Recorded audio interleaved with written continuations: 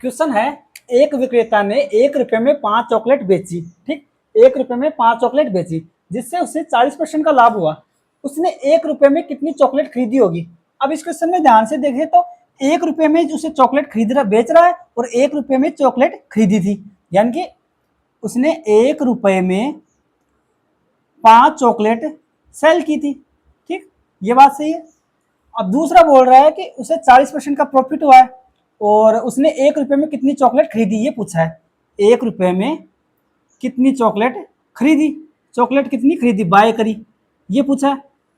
खरीद भी एक, बेच भी 1 रुपए में रहा है और खरीद भी 1 रुपए में रहा है, लेकिन उसको प्रॉफिट कहाँ रहा है? यानी कि 1 रुपए में बेच रहा है, 1 रुपए में खरीद रहा है, तो उसको प्रॉफिट किस चीज का हो रहा है? प्रॉफिट फिर चॉकलेट का हो रहा है।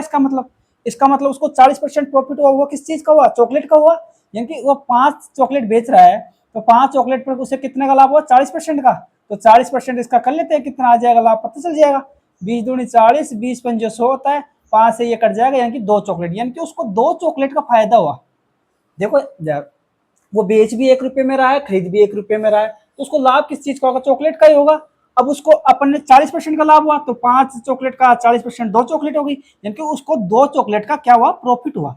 2 चॉकलेट का प्रॉफिट हुआ, यानी कि 2 चॉकलेट उसके पास बच गई। 5 तो बेच दी और 2 उसके पास चॉकलेट बच गई। मतलब 1 रुपए में उसके पास पहले कितनी चॉकलेट थी? 5 2 7 चॉकलेट थी, सही है ना?